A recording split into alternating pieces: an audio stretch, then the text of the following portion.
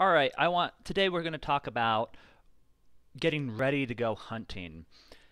You can by now hopefully you found out about the directions. You can type dir for directions and you can get lists, and the crossings in Riverhaven have this ability. A lot of the others, none of the other cities do, and it will actually give you directions where to go, and there's actually hunting grounds that you can find in here.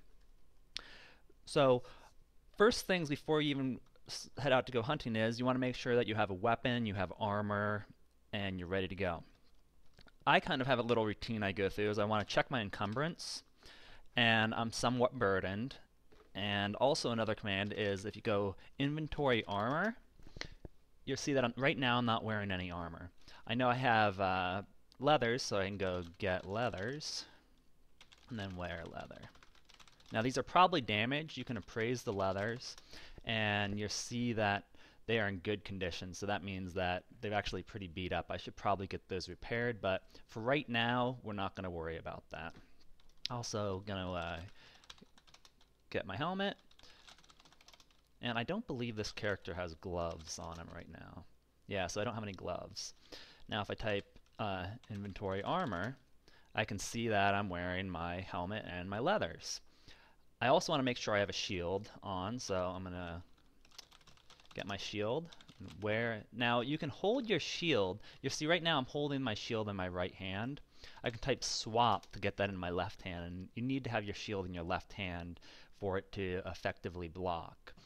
Now a lot of smaller shields, and depending on what guild you are, you can wear a shield on your arm.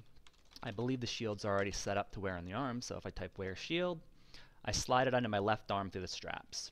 That means it's on my arm and I can hold something in my left hand. If I do things like shoot a bow or I use a two-handed weapon, I do get a little bit of penalty on using the weapon and also on the shield blocking ability. But it's better than not having no shield, especially if you're going up against somebody who's using range and you want to block with a shield. So I'm going to take the shield off, so I'm going to remove the shield. And you'll see that I'm using abbreviations for a lot of this. If for some reason you use abbreviation and you don't get the right thing, sometimes it might be somebody's name, another character's name has some of those abbreviations in it, or it might be confused. If you want to sling your shield over your shoulder, you can type adjust shield. And you see I adjust the straps and I can put it around my shoulder, so if I wear a shield, now it's worn. This is something that's a little confusing if you type in inventory armor. You see it still says I'm wearing a target shield, but it's strung over my shoulder, so it's not going to offer any protection. If you tap your shield,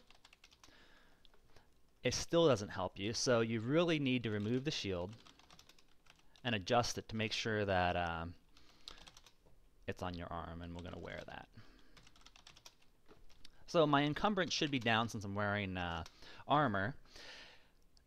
Now sometimes you'll be ready to go and your encumbrance is still burdened, and the reason why you want to have no encumbrance is as your encumbrance go up, you can't dodge as well and do combat maneuvers as well. So a common one that happens to me is my bundle of skins will happen, or will get full and I'll forget to sell it. A quick way to see that is you count your bundle, and you see I have 23 skins in it. So we're going to go up to the tannery, and you can use, I think it's, see, it will give you directions to the tannery. I'm going to put dir stop, and I'm going to run there really quick.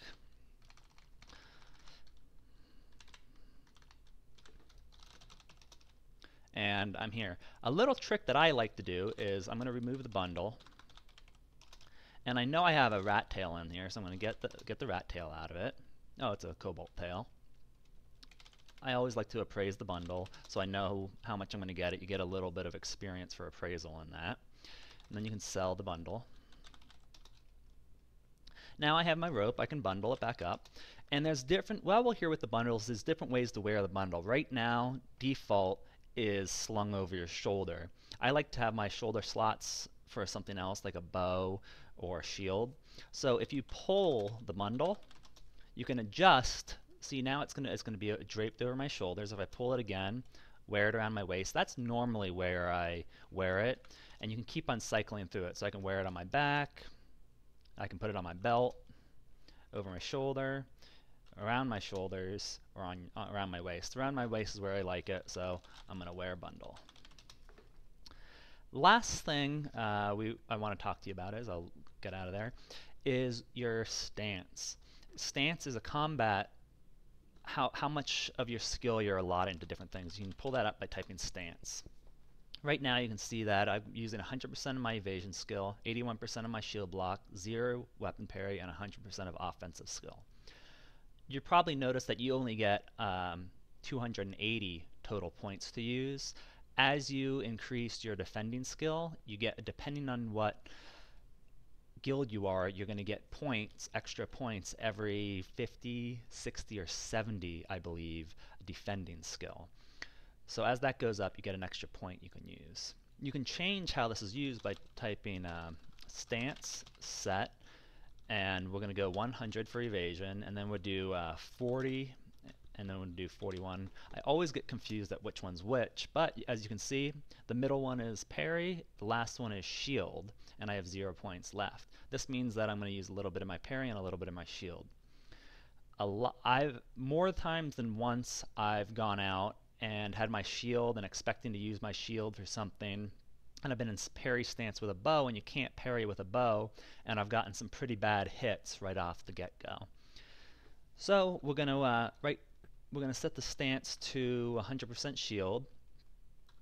So we're going to go stance 100 for evasion, 0 for parry, and 81 for shield. And as you can see, we're set there. You can also remove your attacking points. So if you type stance attack and type 0, now I'm typing that. If I type stance, you can see I have 20 extra defensive points I can allocate. So I could actually be using 100% of my evasion skill, 100% of my shield block skill, and 1% of my parry skill. I would have no offensive ability. Sometimes, if you want, you can set up a macro to get yourself out of a jam. I've never done that. Some people do. But it is an option to boost your defensive skills for one reason or another. I'm going to put my stance back to 100 on offense. Whoops.